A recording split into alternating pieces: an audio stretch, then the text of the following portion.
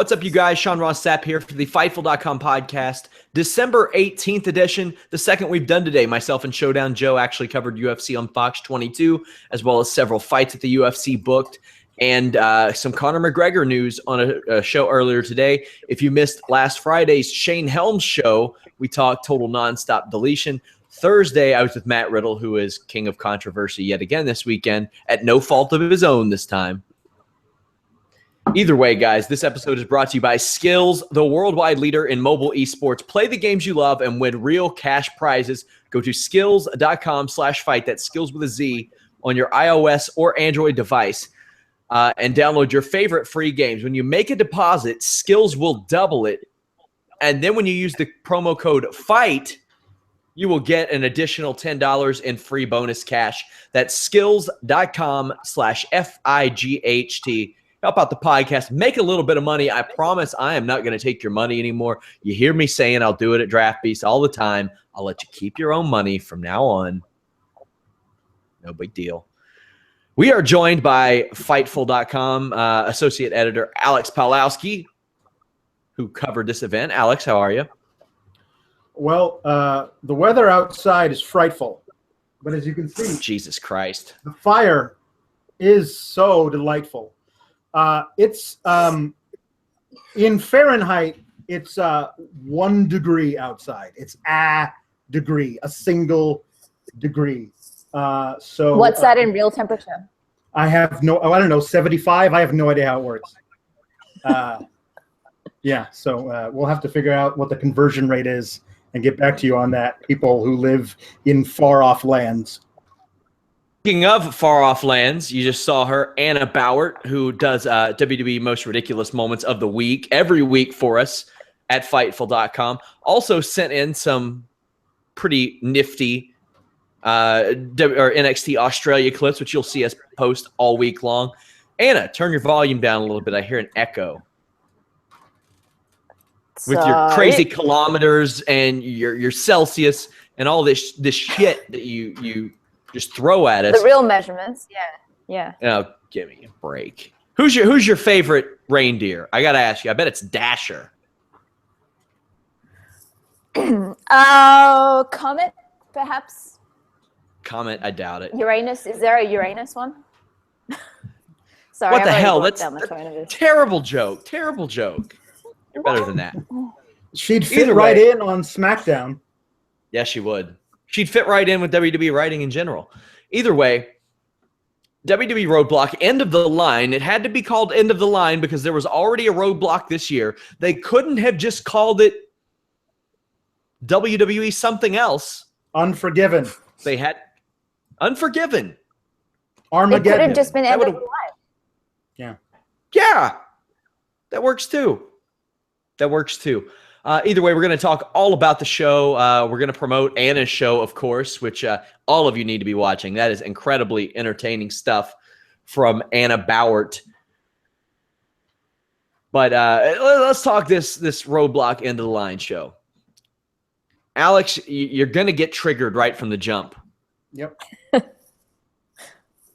Big Cass, Rusev, Enzo comes out after seeming to redeem himself a little bit. He kind of went back to his old ways a little bit. How did you feel about it? Did you get mad? Enzo gave an interview, I'm not sure to who. He talked about how he was fully expecting to do that whole hotel scene, like talking about how Lana wanted his certified D and everything like that. But when he got there, they were like, no, you gotta be more sympathetic. And so you got to, like, he says, oh, okay, so I'm going to play the shy guy who doesn't really want to be there and maybe he should leave and all that kind of stuff. So so we all know now that Enzo really is that New Jersey douche. And they had to, like, have him tamp it down to be the guy who we might have felt sorry for getting his skull crushed by a flower vase. But he comes out this time and we see he's got no remorse. He's right back to being New Jersey douche. The promo that Enzo and Cass gave before the match was longer than the match. I don't know what this was. I was so excited for them to actually have a match on the pre-show that meant something and wasn't just like, hey, cruiserweights, go out there and jump around for a while. Like, it was a real feud, but it lasted 2 minutes. I don't know what it was. I had a feeling this match was not going to be too hot. It was not too hot. It's like that, there are styles clashes and styles that match up, and you think it'll just work. I didn't think that these two would work. I think you got to put Big Cass with a very special person. At this point, I think it's maybe a little harder to work around him than it is Braun Strowman, but we'll talk about that a little bit later. Anna, what do you think of this? Is Lana in the wrong at all here? I mean, I'm confused. Yeah. I mean, they have painted themselves into a corner a bit, I think, in that they've set up this thing with Enzo. And he, certified douche completely. But then it's hard to feel sympathetic for either parties at this point. And well, they don't quite know where they're going to go with it.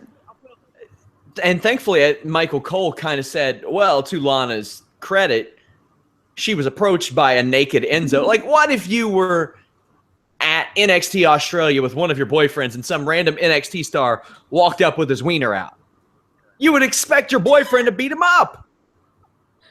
Yeah. You would expect it to happen. If Alex were there with his wife at House of Hardcore and Tommy Dreamer comes shaking a schlong around, I would expect Alex to maybe backhand him. Did that happen, Alex? No, there was mercifully very little schlong involved at House of Hardcore. So mercifully. I don't know. I'm okay with I don't know. You got to make Thetic and Lana more of a conniving person in this situation. Like maybe have Lana plot to make that happen. So maybe it gives Rusev his edge back. But Rusev ain't getting his edge back, I guess. But this is exactly it, though. Rusev is definitely coming across as the face in this. Mm-hmm. Which is the most confusing part of all of it. Yeah, I mean, sad. We all at some point in our life had that friend we had to apologize to people for. You know what I mean? And that's Enzo to Big Cass. If Big Cass came out this past week and said, listen, you two, I'm really sorry for my friend. He can be a total dick sometimes. You probably shouldn't have beaten him half to death, but I'm going to let that slide this one time. And everything's fine. We go back to normal. But no, he's got to he's got to be on the side of his best buddy who's legitimately, objectively in the wrong. Well, here's the thing. We got to watch this tomorrow night, too. Not cool with that. No, I'm more cool with Enzo implying that he was a male prostitute. Cool, dude. I guess that was the whole thing. It's like, you guys still owe me money. So certified G stands for gigolo. That's the certification. I hope that Carmella I hope Carmella jumps brands and she is actually his pimp and she just beats the living shit out of Lana. Like, give me my money. I want my money and I want it now. Also, I'm cool with Sam Roberts and Peter Rosenberg and people like that appearing on these pre-shows. Sure, it's better than Jerry Lawler recycling lines from the 80s, so whatever. Fun fact, I did actually reach out to both of those guys about doing podcasts on Fightful, but we were able to land Matt Riddle and Shane Helms, so those are the breaks. Now, we had this Raw Tag Team Championship match. We have new Tag Team Champions in Cesaro and Sheamus right after New Day breaks this record. A lot of people kind of saw it coming. I thought we were past the Sheamus-Cesaro odd couple deal. There are a lot of things in this match that I want to unpack. First off, I wonder how much New Day spends every year on gear because it's a lot.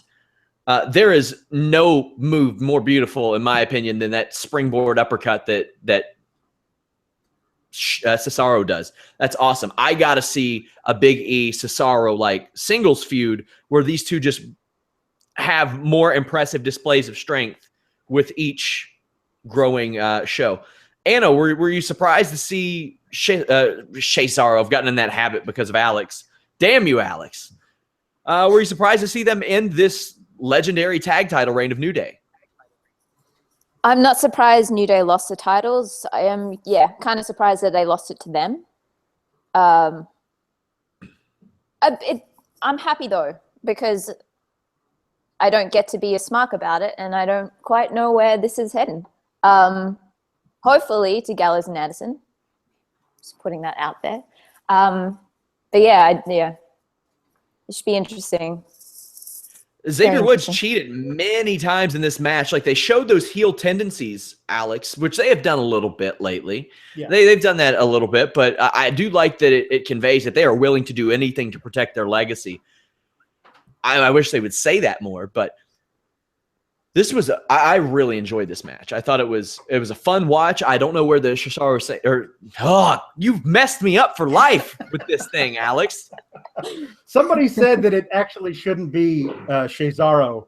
It should be Cesaurus, as though it was a dinosaur. Which I'm fine with either way. The match was great, but I still feel like it's just waving a giant flag that says the only reason we kept the titles on the New Day for this long was so they could beat the Demolition's record. And now that they did that, and we can say in double middle fingers to you, Demolition, for getting involved in the lawsuit, now we can take the titles off them. Like, if you had kept the titles off on them even until tomorrow, like at Raw, it might not have been so obvious. But to me, it's a very obvious decision now that was the only reason you kept the titles on the New Day for this long. But I think the right guys have it, unless they're going right back to the whole, we hate each other and don't get along anymore. Like, you guys just made it past that chapter in your story. Now you were friends, and now you're not anymore. And I don't understand what changed. Why did you go back to not being friends? I think they needed more segments like that bar brawl to really establish their friendship, and that they were willing to put their differences aside. I mean, congrats to New Day. They had a hell of... Go ahead. I was going to say, the only thing that changed it was that Cesaro embraced the New Day at the end. It was so left of field as to that's going to set it off again. Well, and Sheamus was still a dick about it, and there was really nothing. And congrats to New Day on their great reign. I mean, they got these three guys were dead in the water at this point. The way that Big E looked like he was on the way up, and then they just put him down into the ground. Kofi Kingston had his shot and kind of had it pulled away from because of Randy Orton. Xavier Woods, that guy had to think of something. He had to do something. And now he is an indispensable member of this WWE roster between this situation and the up, up, down, down thing, which is just exploded in popularity. So I can't put these guys over enough for what they've been able to accomplish. Now, you'll hear a lot of people say, well, the reign wasn't that impressive. They didn't defend it a lot. They lost a lot of matches. They did, but I mean, you look back at some of the teams that Demolition was beating, that's another thing. Oh, hot damn. I went off on several people last week because of this. There are people that were like, New Day didn't accomplish anything. They were written to have this reign. Get the hell over yourself. Find a girl and get over yourselves. You're a dork. That's it. Also, Big E's going to kill himself doing that dive. I'll say that every time he does it. You want to know the moment that I knew for a fact the Jericho Owens thing was a giant work, guys? What was that? When Jericho turned down a scarf. Because there ain't no way he's turning down a scarf. Work. Sami Zayn versus Braun Strowman. 10-minute time limit. I'll tell you this. Sami Zayn would not have lasted 2 minutes with Crazy Steve, because I watched him kill a man that Braun Strowman just beat a few months ago. But, Crazy Steve just snapped the neck Seagal style, and that was that. That's what you get out of Total Nonstop Deletion, you guys. Did you watch that, Alex? I did. I did watch it, yeah. It was something else. That's the usual reaction. That was something else. I mean, the volcano, anytime you can have a volcano involved in the finish of a match, you got to do it. I was talking to Shane Helms, and I was like, well, what were some of the difficulties in filming that? And he goes, well, I never thought I'd say this in a wrestling setting, but we'd filmed something, but the volcano wasn't ready. Well, there you go.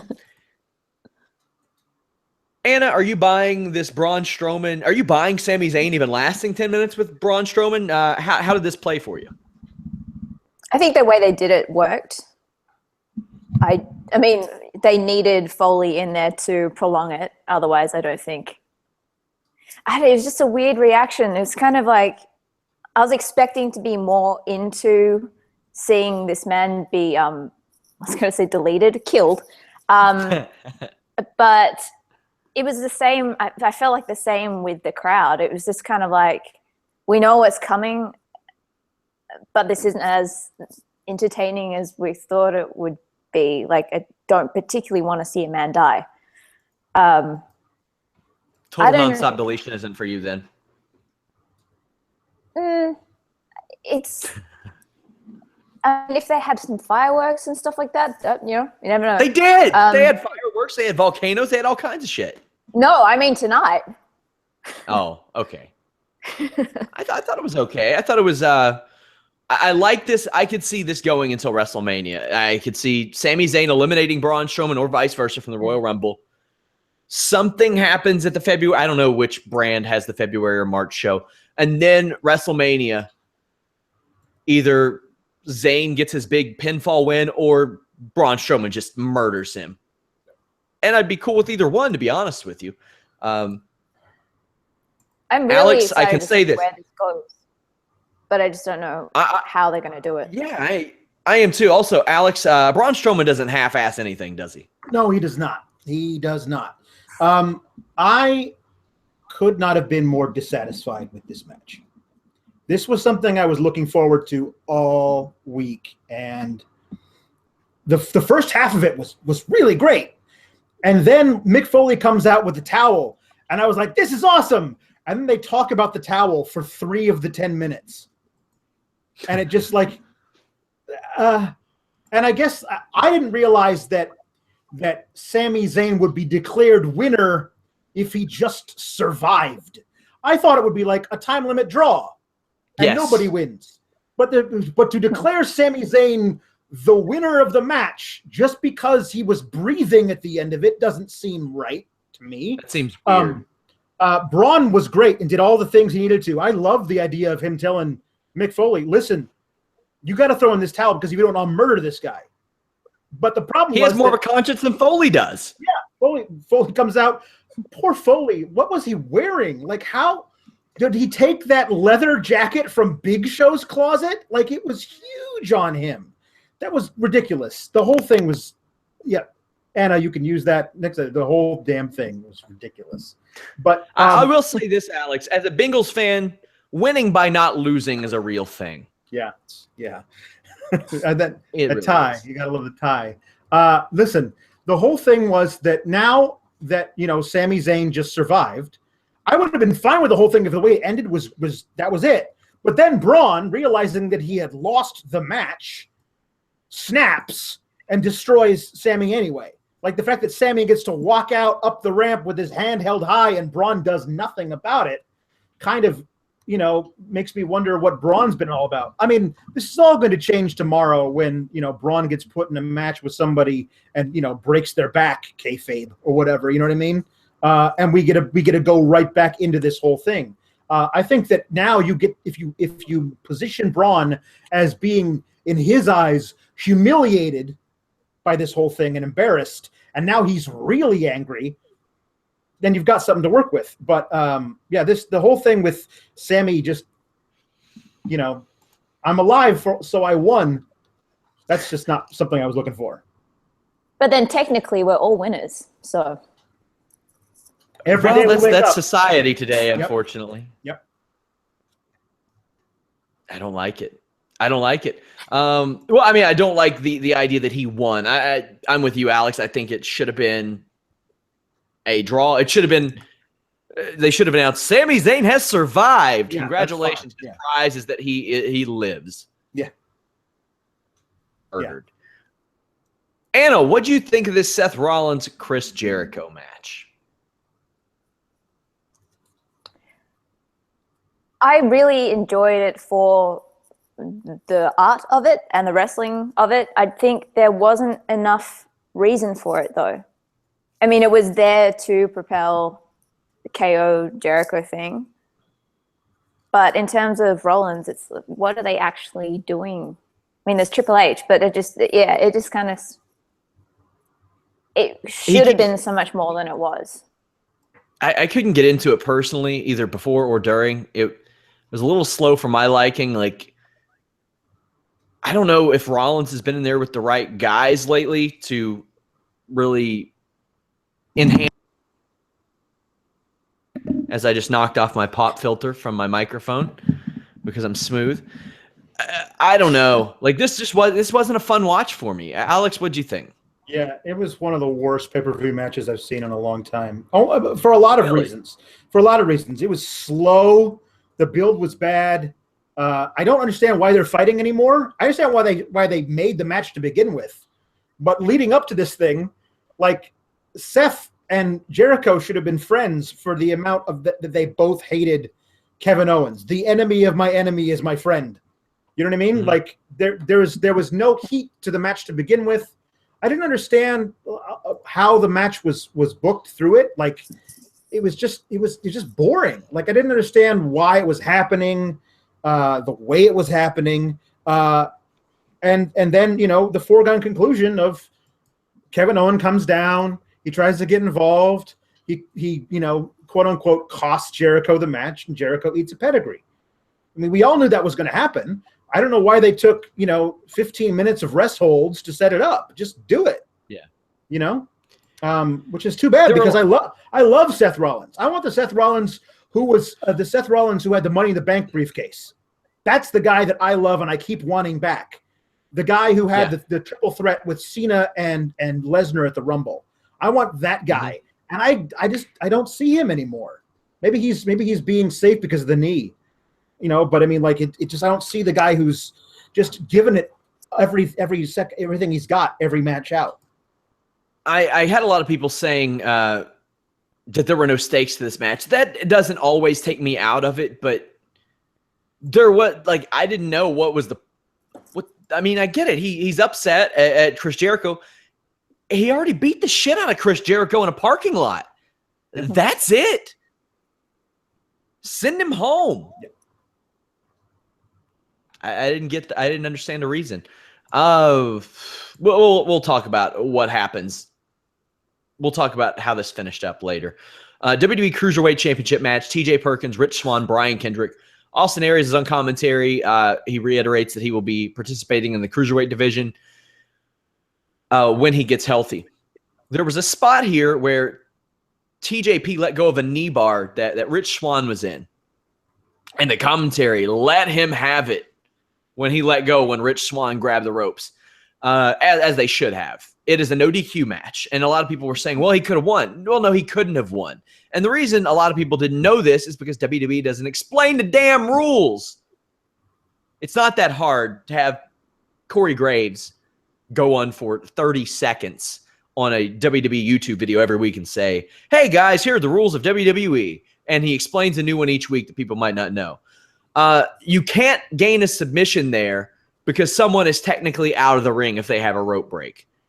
But you don't have to let go of that submission because there's no DQ. So you can just hold it there until the guy's crippled, then drag him to the middle of the ring and reapply it or pin him.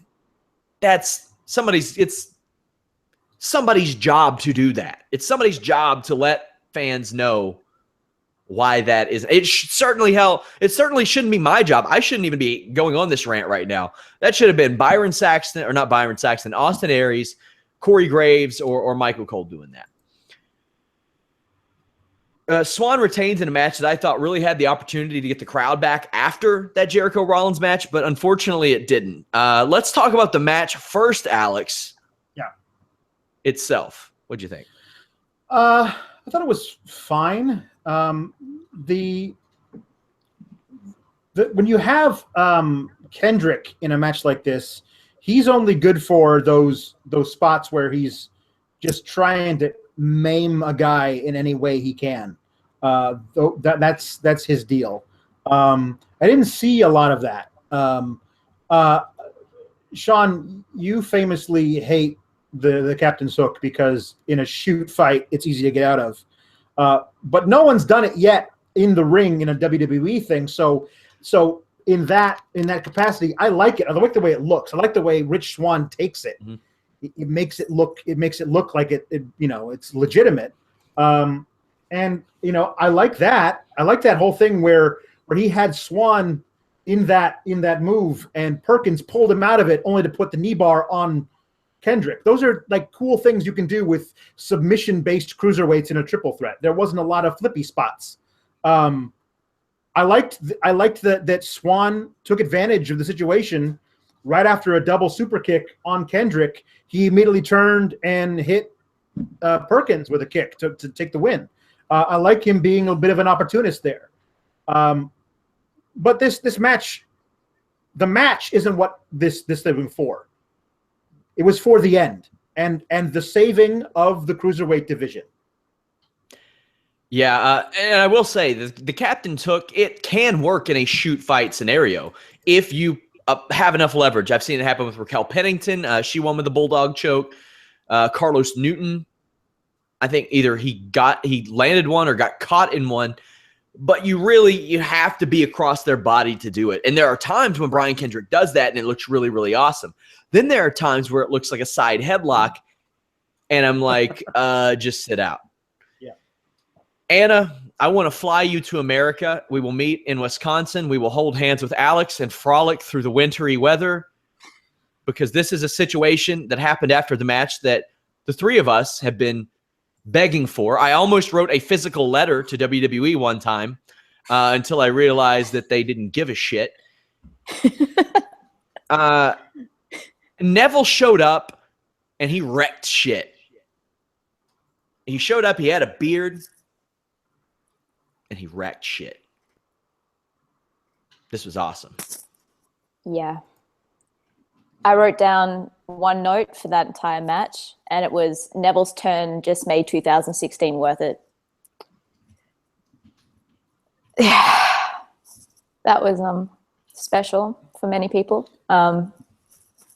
Tears. Many tears.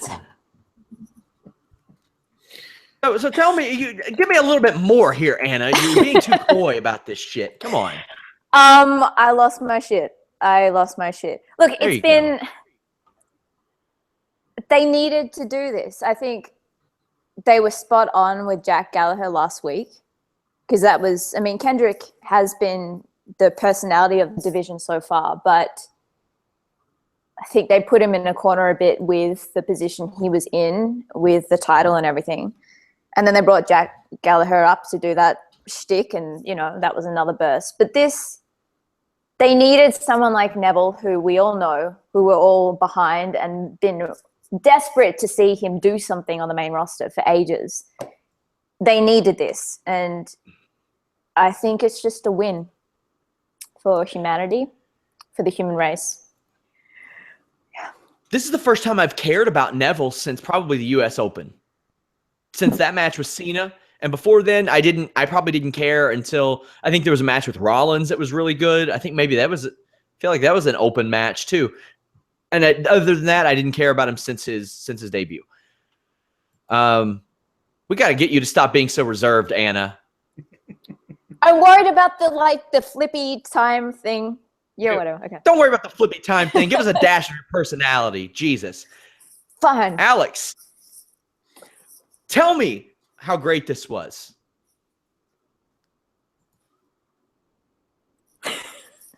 Alex. I'll tell you. When I just thought that it was Neville joining the cruiserweight division, when that's all I thought it was, when his little comet came down from heaven and was about to strike his caped self up on the stage, I let out, Neville! Because I've just been waiting for Neville to be part of the cruiserweight division. He's a cruiserweight, and he's great, and everyone knows who he is, and he can get other guys over. It's perfect. Why haven't they done it? Then he goes into the ring, and he turns heel. And I would just sat there smiling for like 20 minutes. Like, this is the most perfect thing they could have done. It saved the cruiserweight division. Like, this guy he's so talented. and he's never been allowed to show any personality. He's just the guy who flips. Like, he was on Superstars for months, and every week when I was covering Superstars, I'd have to write the same match. He would do the same things, and he'd end it with the red arrow, and that would be it. Whether he was facing Curtis Axel or Jinder Mahal, that was it. The same thing over and over again. I was like, this guy's in a rut because you put him there. If you take him out of that rut, he can be a star. Make him a star. Make him do something. This was so much better than anything I could have hoped for. If you're a cruiserweight and Vince Russo likes you, that probably says a lot about you. Like, you got to be doing something to get Vince Russo to overlook a lot of the things that he doesn't usually overlook. And he has spoken repeatedly. He said, I wish I could have worked with Neville. I wish I could have worked with Neville. I'm like, damn, man, did you have an elf storyline? Like, what was going on here? Well, but the thing with Neville is he's had the beard since he came back from the ankle injury.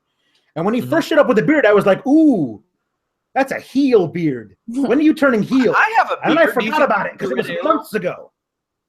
Yeah. You are a heel, Sean. We all know that. I'm not a heel.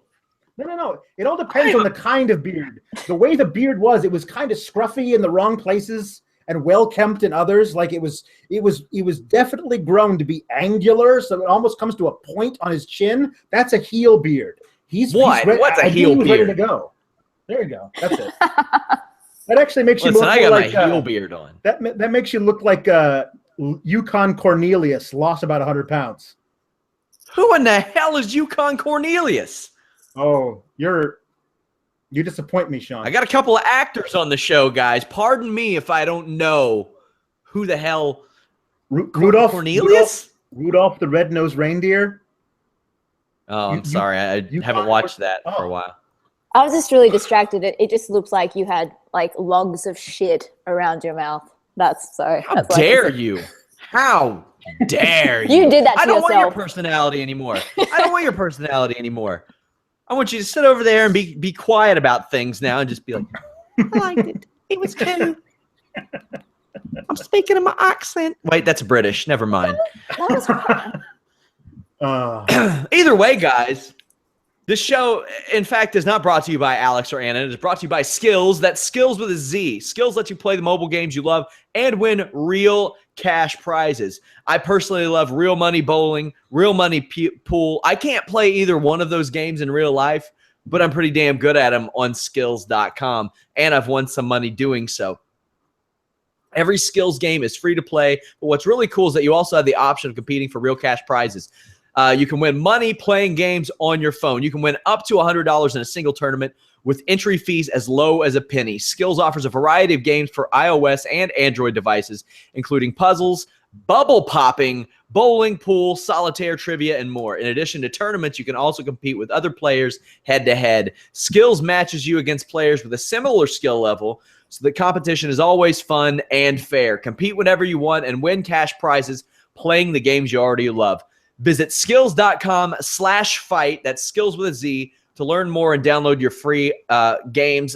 They're going to become your favorites, guys. I promise. Try it for free, and when you make your first deposit, Skills will double it. Then when you enter promo code FIGHT, you will earn an extra $10 in free bonus cash on top of that. You really don't have anything to lose, guys. Check it out. Skills.com/fight.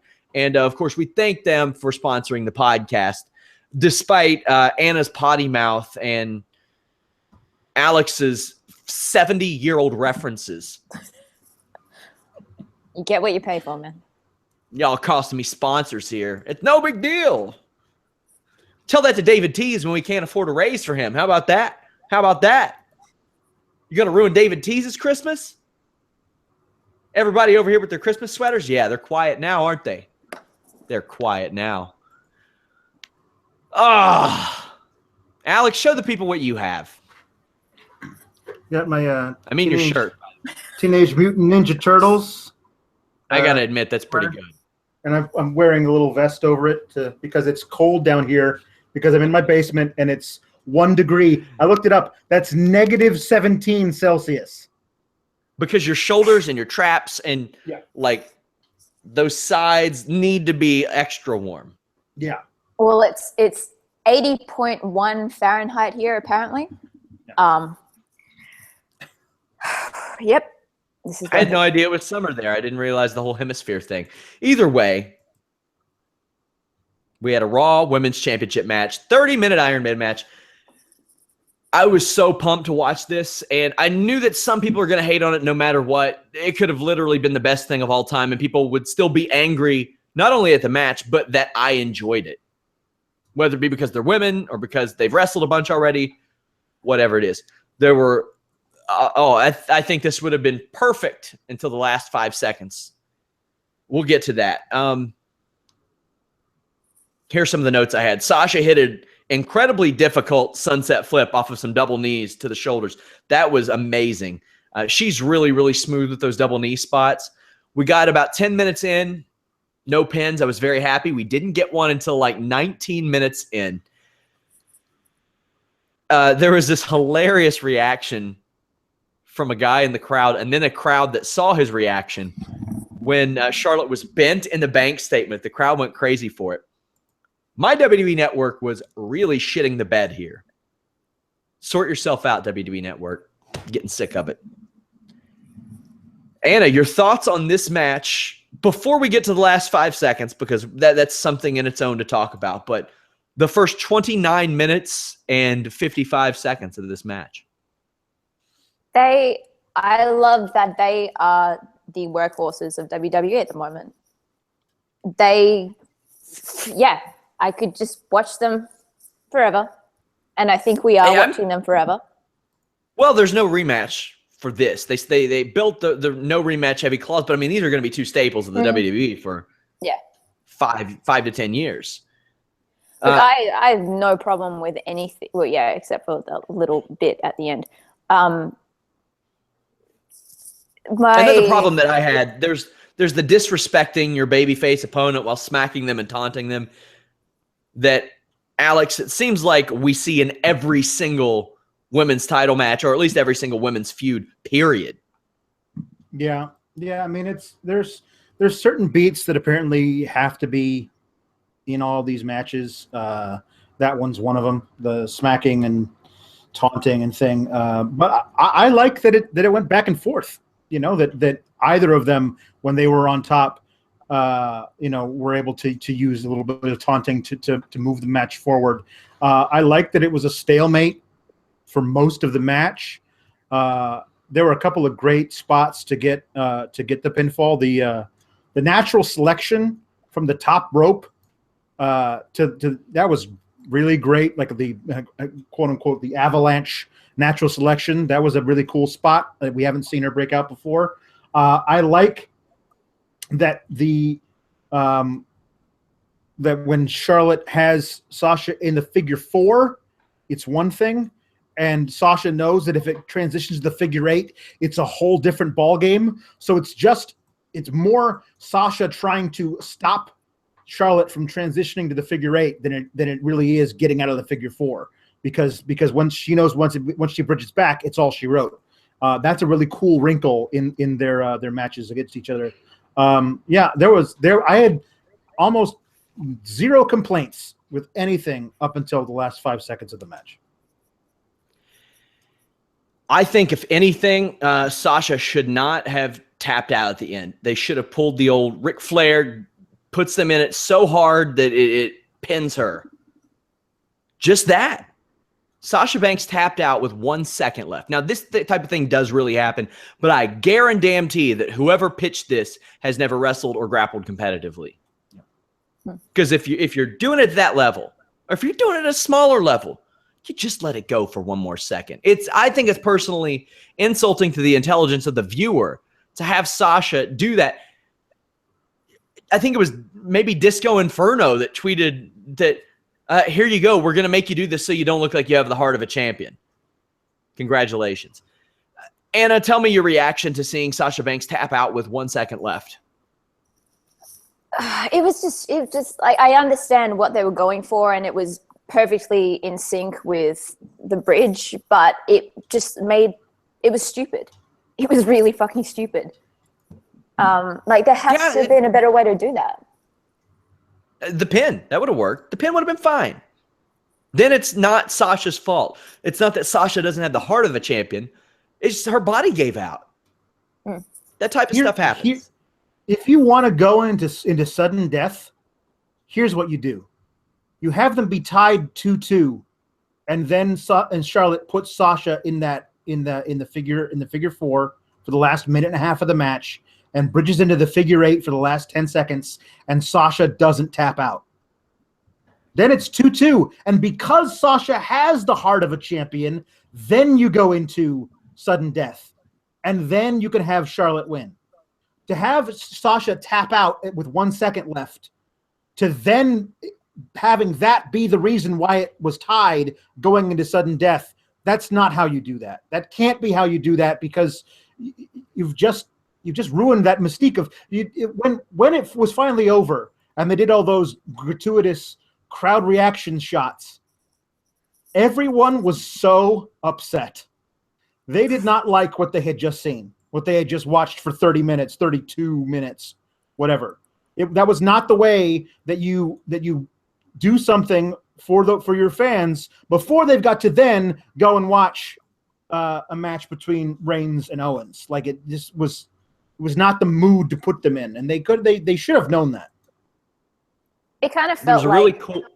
Go ahead. Sorry. It kind of felt like they were writing notes on the matches to, okay, well, it's going to go into this tiebreaker scenario. Let's just leave a note here, and then forgot to go back and revise what the note was. That's the last couple of minutes in that overtime played out how the end of that match should have played out. Like, it should have played out like that. Just scrap the overtime, have them go into the last minute or so tied. Obviously, Sasha wasn't supposed to bleed out of her face. Man, that was hardcore. Like a crazy woman. It was awesome. It helped. It added to the match. There are a lot of times when people say, "Oh, blood adds to the match," and I'm like, "Horse shit! You just want it for the sake of it." This added to the match. Had this happened 3 minutes earlier, they would have been tied, and Sasha gets pinned off of that figure 4, or a natural selection to finish it. Hey, man, I think it adds so much more to it to me. It's the fact that they insulted my intelligence by that. It's so easily remedied. Yeah. So easily remedied. It's so weird. Something else. I don't know, but I love the match. Yeah. Something else going into the match that I found odd is that the no rematch clause really only applied to Sasha. Mm-hmm. This match tonight was Charlotte's rematch. She lost the last time they faced each other on Raw. This is her rematch. So if she lost tonight, the rematch clause really wouldn't have come into effect. The rematch clause was only there so that when Sasha lost tonight, she can't have another shot at it. So it was a kind of weird thing to put it in there when it really only applied to one of them. And to me, kind of, telegraphed who was going to win. I always, once they put that in there, I kind of knew it was going to be Charlotte who won this thing. To me now, the big story coming out of this is Charlotte's pay-per-view streak is still intact, and it looks like it's not going to be Sasha whoever breaks it. It's probably going to be Bayley. I hope it happens at WrestleMania. That would be a really great match. Anna, where do you think the next Raw Women's title feud goes? You would normally hypothesize Bayley. I mean, Sasha apparently isn't getting a rematch, so do you think it's going to be Bayley? I think it's Dana Brooke. What? Dana Brooke? No, God, no. No. Like, are you mad at me? What the hell? Sorry, the crew beard threw me off. No, it has to be Bayley. It has to be. I don't see. I mean, even if they were to they wouldn't bring up Asuka. I don't know. I don't know if there are any plans for Asuka to even come to the main roster. There weren't when they hired her. They were just planning on her being an NXT woman. Some people in the chat are saying Mickie James. She's slated for SmackDown, but if they brought her up and she jumped the line ahead of Bayley, and that kind of pissed Bayley off, hey, I could think of far worse things than that, and I bet that Mickie James could get a good match out of Charlotte. I'm excited to see where this goes for WrestleMania, though. All in all, I thought this was a fantastic match. Just wish they would have sliced off that middle part or that ending part to lead into the overtime. Didn't think we needed that. Then we had Roman Reigns, Kevin Owens, Universal Championship. I cannot be the only person, Alex, who absolutely loathes Roman Reigns' clotheslines, can I? They look horrible. I don't like them. The ones in the corner, I don't like them. I don't like the ones where he gets airborne. I don't like them. I don't like most things about Roman Reigns at this point.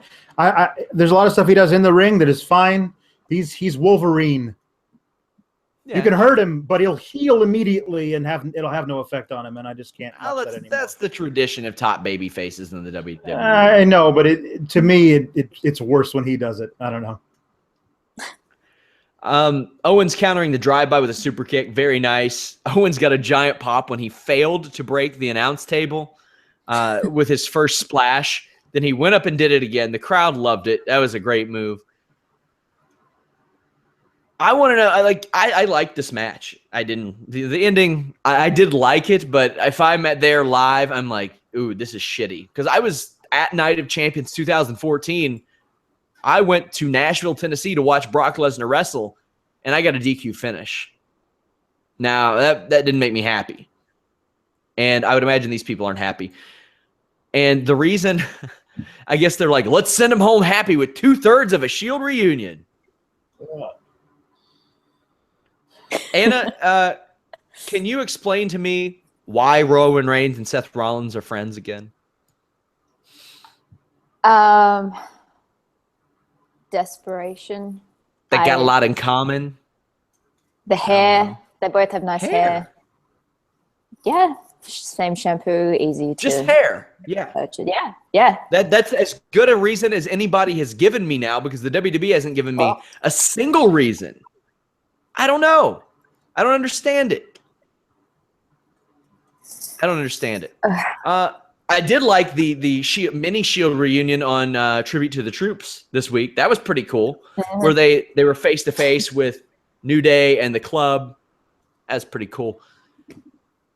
Alex, where's this going? Tag match at the Rumble, Fatal 4-Way at the Rumble. But here's the thing that I'm wondering. I'm like, shit, am I going to miss out on like three of these guys in the Rumble, or 4 of these guys in the Rumble, or will they pull double duty? How will it work? Yeah, I honestly don't know.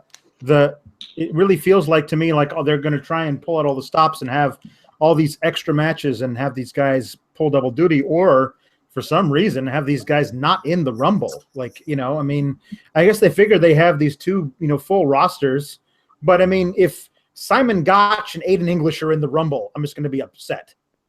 Like, the guys of that caliber should no longer be in the Rumble. You have enough top guys, considering other people you could bring up, like Samoa Joe from NXT, who should be in the Rumble over anybody who's in an inconsequential tag team.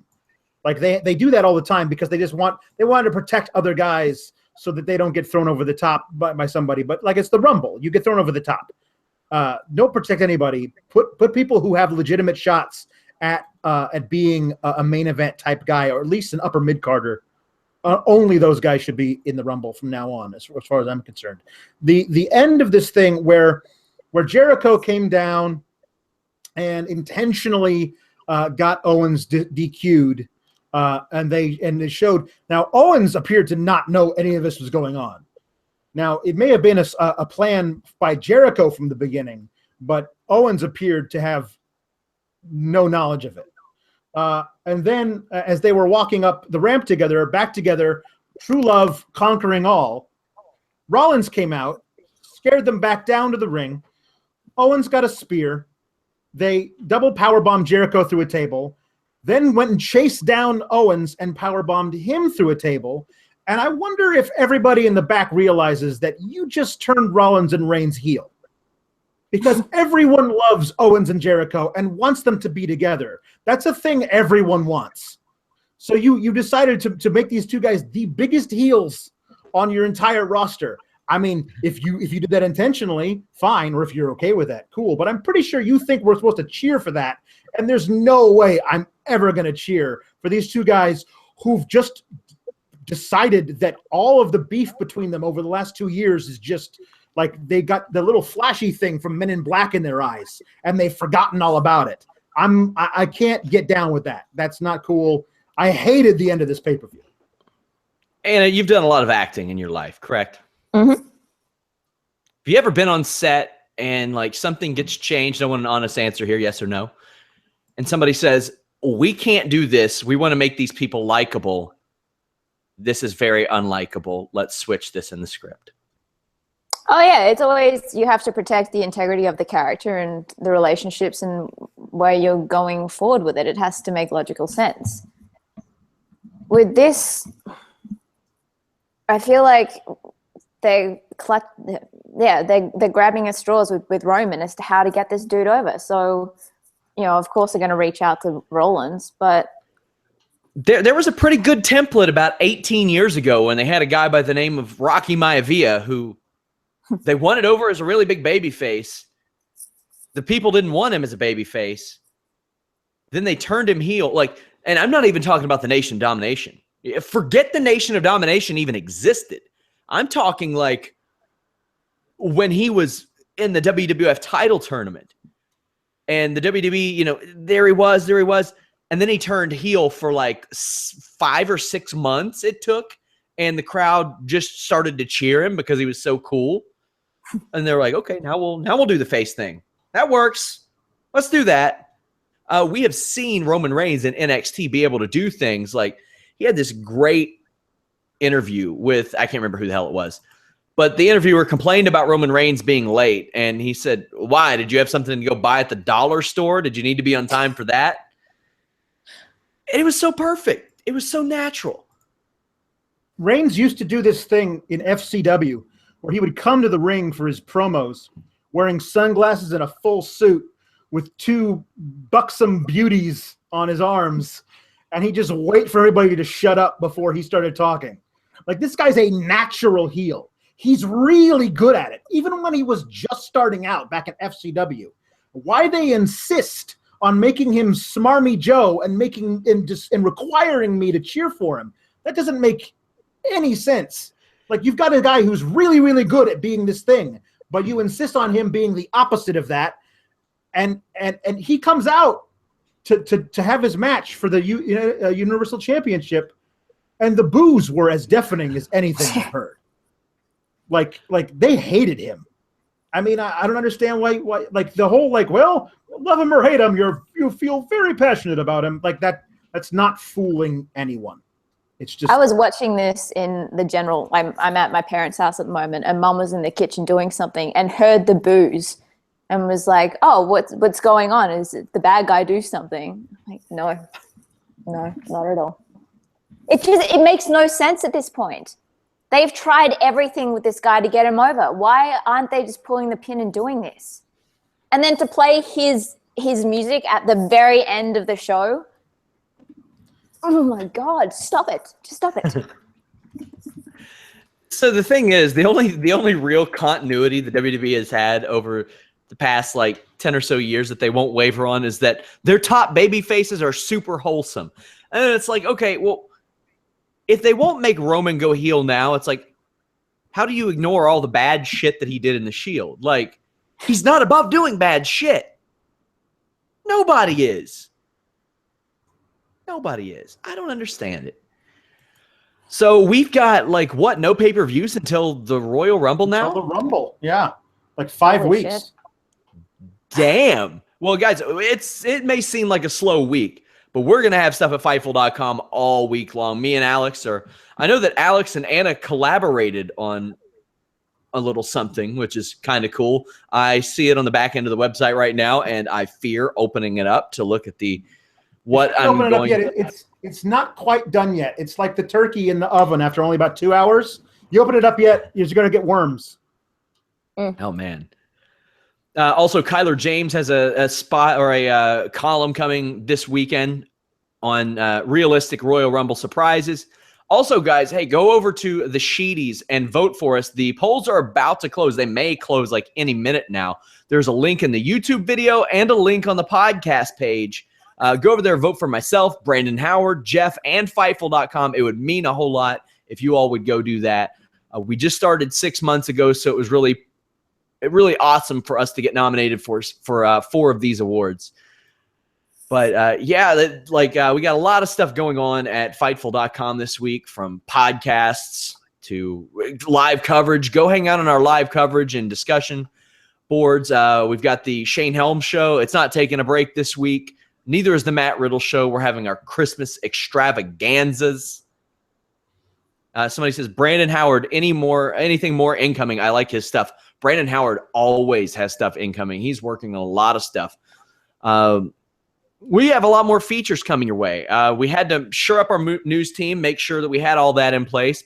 And we're slowly adding stuff, like the kind of stuff that Alex does, the more humorous side.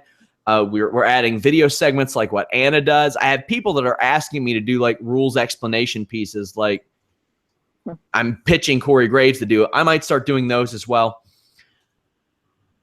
You know what, guys?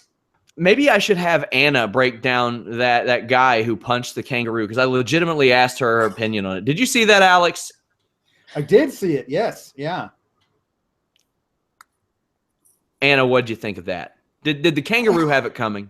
Well, apparently the kangaroo tried to attack his dog, which is kind of makes it more understandable, but just you don't do it. They will kill you. They will kill you. They are like the Brock Lesnar of the animal world.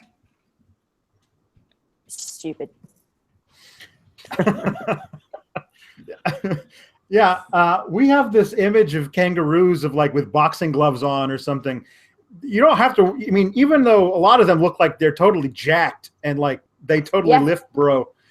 It's their back legs you got to worry about, because they will disembowel you. That guy is lucky that he got in one shot, and it looked like sometimes we're like if you slapped Braun Strowman and he would look at you like, what?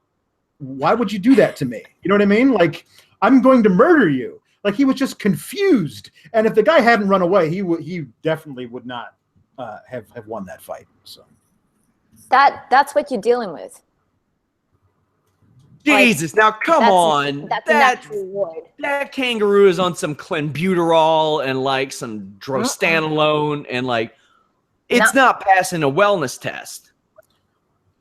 There's not a chance. No. He's just on some KGH, kangaroo growth hormone.